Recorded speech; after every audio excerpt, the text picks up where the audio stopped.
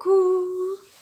Alors, j'avais envie de vous faire cette vidéo pour vous raconter quand même une chose, enfin voilà, assez surprenante qui peut arriver. Euh, Histoire de bien expliquer que, ben non, nos guides et nos anges ne nous empêchent pas forcément toutes les embûches de la vie, mais que par contre, ils nous aident vraiment énormément à ce que ces embûches soient vécues le mieux possible. Je vais vous prendre l'exemple de ce qui m'arrive avec ma voiture. Voilà, c'est quand même une vieille voiture, hein, maintenant elle date un peu. Donc j'ai eu deux grosses tuiles vraiment avec. La première date il y a plusieurs années maintenant déjà, où je me suis retrouvée, je sais même plus ce qu'elle avait d'ailleurs, c'était... si c'était... il y avait une fuite au niveau du circuit d'essence, je crois. Non, c'était pas d'essence. Si. Ah, je sais plus. Enfin, bref. Et donc, je me suis retrouvée à être en panne d'essence. Il me semble que c'était ça. Vraiment, c'était le truc tout bête et que j'ai pas vu du tout arriver. Et je suis tombée en panne d'essence. Où ça Donc, j'étais à Angers à l'époque. Et ben complètement sur une place de parking. Voilà, c'était devant la gare et vraiment bien stationné. Voilà, je suis tombée en panne au moment où j'ai voulu reprendre ma voiture. Il était déjà, je crois, 6 heures un peu passé, donc quand même la tuile parce que pour trouver un garagiste à cette heure-là, ça craignait un peu.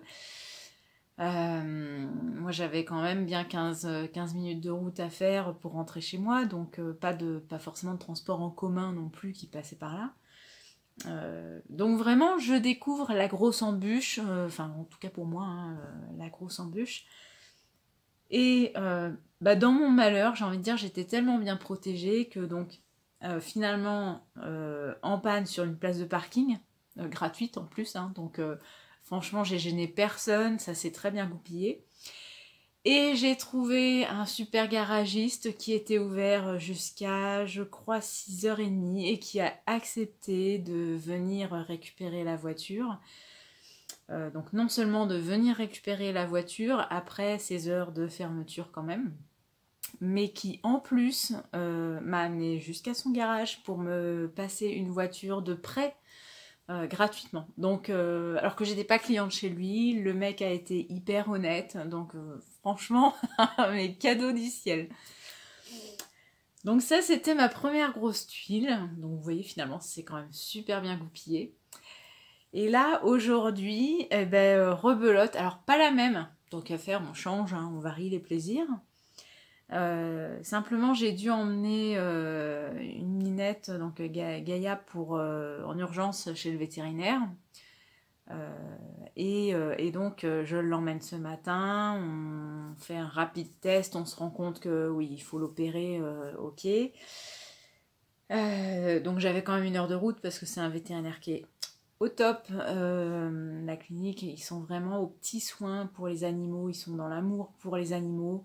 Il les chouchoute, il les cajole. Quand c'est la période de réveil, ils viennent les voir régulièrement pour en prendre soin, etc. Donc, vraiment, ce sont des amoureux des animaux.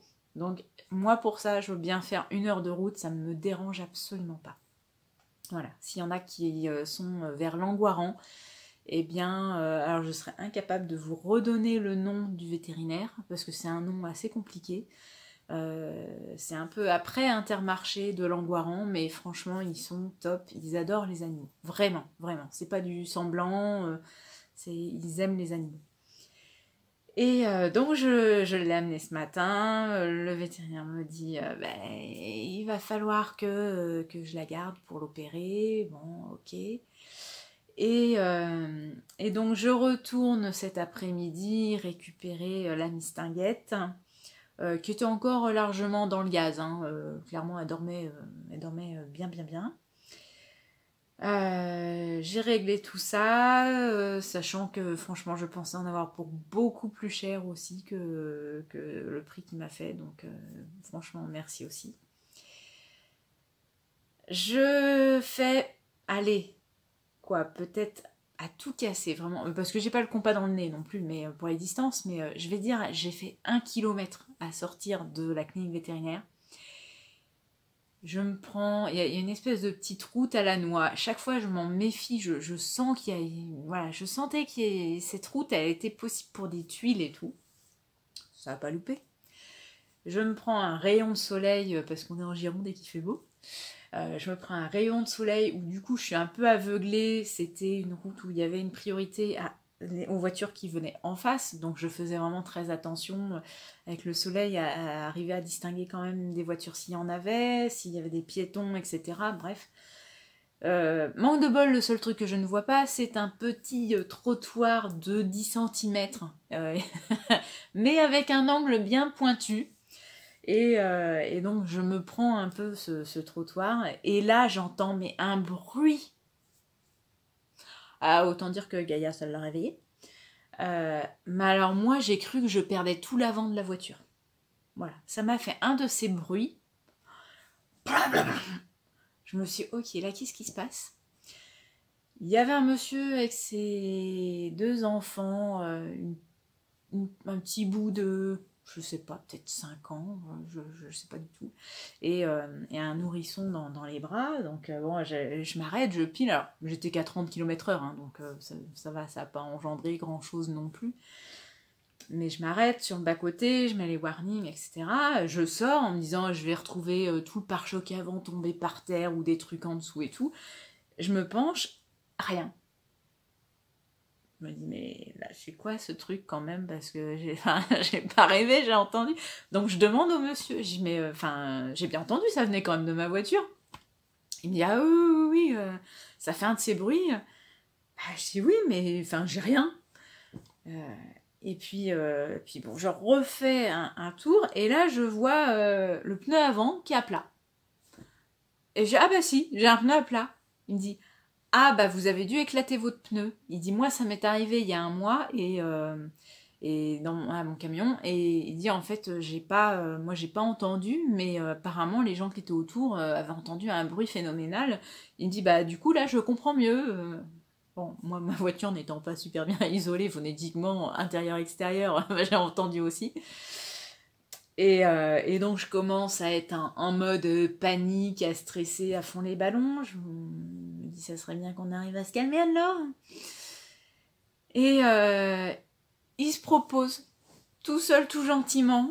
Et il me dit, mais si vous voulez, parce que comme je l'ai fait il y a un mois, j'ai encore tout en tête. Il dit, si vous voulez, je vous change votre pneu si vous avez une roue de secours. Mamma mia, mais merci. Donc je dis bah oui, avec grand plaisir, je veux bien. Il me dit par contre je vais juste devoir attendre 5 minutes que ma femme arrive pour lui laisser les enfants. Je dis pas de souci. Il me dit en attendant reculez-vous parce que j'étais quand même toujours dans cette voie où il y avait la priorité en face, donc je voulais pas gêner la circulation. Il me dit mettez-vous juste là devant la sortie de garage, ça gênera pas. Ok, donc je me mets devant la sortie. Alors, effectivement un pneu à plat, quand on conduit on sent que la voiture elle ferait un peu zigzag. C'est comme si la voiture était bourrée, mais pas toi. Voilà, c'est un concept, je ne connaissais pas. Bon, bref, je me gare. On sort la roue de secours. Il me dit, oh bah ça va en plus, c'est pas juste une petite galette d'appoint, c'est une bonne roue de secours quand même. Donc voilà, merci la marque Seat pour faire des roues de secours de qualité. Il me change ça en 2 temps 3 mouvements. Enfin, nickel, au top, super gentil. Je vais pour lui donner un petit billet. Il me dit ah, je refuse, je veux absolument pas d'argent. Il dit je suis en vacances depuis aujourd'hui. Ben, je commençais déjà à m'ennuyer. Il me dit là, vous avez égayé ma journée. Bon, moi je m'en serais bien passé. Hein. Mais en tout cas, c'était cool. Et du coup, au moment où il termine, il y a le monsieur qui habitait là où j'étais garée, qui ouvre sa porte de garage. Et je dis, je suis désolée, on a peut-être encore pour 5 minutes. Voilà, j'ai crevé. Et il me dit, ah non, mais de toute façon, je suis pas pressée pour sortir. Et puis, bon, j'étais au téléphone, j'ai entendu le bruit, j'ai soupçonné que c'était un pneu, parce que visiblement, ça n'arrive pas qu'à moi, surtout à cet endroit-là. Et il me dit, et du coup, je voulais vous proposer une chambre à air pour, voilà, si vous en aviez besoin. Et donc, le monsieur qui changeait ma roue lui dit, ah non, mais de toute façon, le pneu a éclaté. Donc, enfin voilà, j'avais 2 anges gardiens présents sur place à ce moment-là.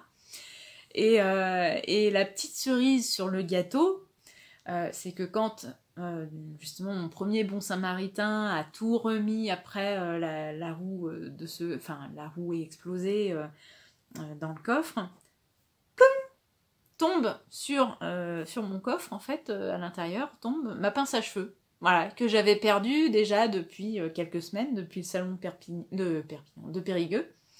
Et qui me manquait parce que j'ai du mal à trouver une pince à cheveux qui pince vraiment, parce que j'ai les cheveux tout fins et pas beaucoup, donc pour trouver une pince qui tienne tout ça, en général ça glisse. C'est un détail tout bête, hein, mais vraiment c'est un truc qui me fait galérer pour trouver une pince qui me convienne. Et donc cette pince-là, pas plus tard qu'hier, en fait, j'ai fait la demande à l'univers de pouvoir la retrouver, ou en tout cas d'avoir des nouvelles si elle était restée à Périgueux, que quelqu'un la retrouve, quitte à ce que je la fasse envoyer par la poste et que je, je règle le colis. Vous allez dire, elle est tarée avec sa pince, mais bon. Voilà, c'était le truc tout bête, j'ai fait la demande hier, bon, j'ai eu la réponse, mais en tout cas, ça a été merveilleux. Et donc je termine l'histoire de cette roue... de cette crevaison. On change la roue. Au moment où il fait descendre le cric, je vois quand même que la roue de secours qui date de 2005, elle a beau être en bon état, elle est quand même poussiéreuse et surtout à plat, parce que voilà, je l'avais appris à l'auto-école, hein, que quand on regonfle ses pneus, il faut vérifier aussi la pression de la roue de secours. Mais Laure, elle est un peu bête et têtue. Des fois, les deux ensemble, ça fait qu'à chaque fois qu'elle va regonfler ses pneus, elle zappe la roue de secours. Je la zapperai un peu moins maintenant. Et donc, là encore, dans mon malheur, un gros coup de chance, c'est que j'avais le Intermarché qui était à quoi 500 mètres. Voilà. Donc, au final, tout s'est bien terminé. L'anecdote est finie, mais voilà, j'ai trouvé ça extrêmement surprenant qu'à chaque fois que j'ai vraiment une tuile, finalement, tout se goupille merveilleusement bien. Donc, tout ça pour dire que vraiment, quand on a la foi, quand on sait que là-haut, ils nous accompagnent, quand on les remercie à chaque fois aussi qu'ils sont là, je peux vous dire que pendant le trajet du retour, je les ai remerciés. Ils ont eu la dose. Mais vraiment, on est tellement accompagnés sur tout, et même sur les embûches, que c'est pour ça que même quand en juillet j'étais un peu dans le creux de la vague au niveau relationnel, où il y avait des trucs qui m'avaient chahuté, je garde une confiance aveugle en là-haut, parce que quoi qu'il arrive, de toute façon on est aidé, voilà. Il faut demander, il faut remercier quand l'aide arrive, mais vraiment on n'est jamais tout seul. Donc voilà, même dans les embûches, ils sont là pour nous assurer quand même soutien. Donc voilà. Et donc un gros merci à ces 2 anges gardiens incognito. Parce que franchement, c'était du pain béni dans cette bourgade là où je ne connais absolument personne. Où je n'aurais même pas su trouver où était le garagiste le plus près. Enfin, ça a été merveilleux. Donc voilà, en tout cas, c'était cette petite anecdote qui qui va un peu me faire fondre le porte-monnaie, mais qui m'a mis le sourire en tout cas. Voilà, bonne soirée à tous, à bientôt!